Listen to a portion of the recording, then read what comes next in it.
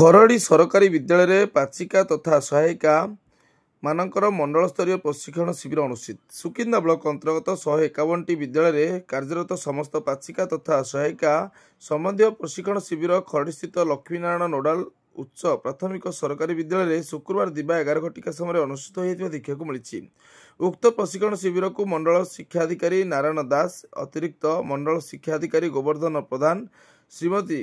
प्रेमांजलि नायक, MDM अधिकारी रासोई मुंडारी, अतिरिक्त गोष्ठी स्वास्थ्य अधिकारी श्रीमती रश्मिरेखा खटुआ, प्रशिक्षक श्रीयुक्त अनवर अली खां, श्रीयुक्त हिमांशु स्वाई समेत 11 गोटी क्लस्टर समस्त सीआरसीसी और कार्यालय समस्त कर्मचारी सहयोग करते। शिविर में कार्यरत 350 जन पाचिका तथा सहायिका को प्रशिक्षण नहीं। समस्त अंशग्रहणकारी मानकु प्रमाणपत्र प्रदान करा सहित पाचिका मानक मध्य स्वप्रस्तुत रंधन प्रतियोगिता करा जाई सर्वश्रेष्ठ पाचिका को ट्रॉफी और पुष्पगुच्छ दे संबर्धित कराइथिबा देखिया मिलिथिला।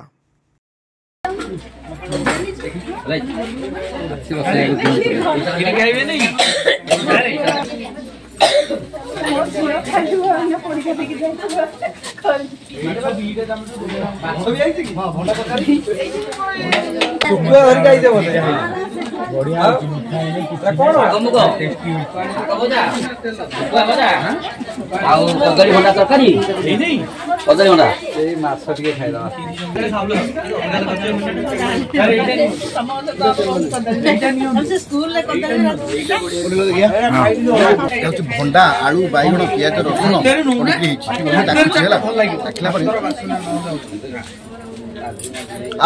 माइंड ब्लोइंग शाग मुग है बारी बासमती चावल से रोषे करके आनी टेस्ट एकदम पूरा पुराणा कालिया पूरा एकदम बढ़िया बेसी मिठा नहीं भल टेस्ट अच्छे एटा ना माछ मुग तांकु पचारना कहबे कोन अटा तो नुआ बेस ये जो सठी खांदु तो केमति लागु छी भल लागु छी जाउ भैया तांको ये बढ़िया है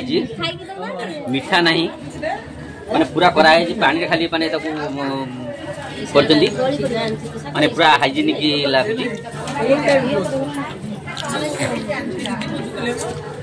बहुत बढ़िया लगे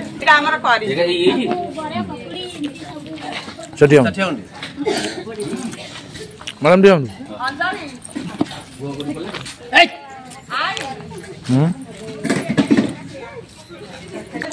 बजार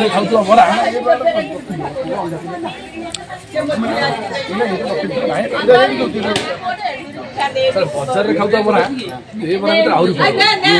हाथ दिए बड़ा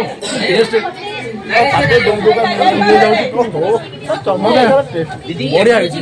आसत आज मो माँ मैंने जो बड़ा रांधि खातु सब स्कूल पूरा सुस्थिया जमा ना पूरा सिंचिला भाई पूरा बढ़िया देह जमा क्षतिकारक।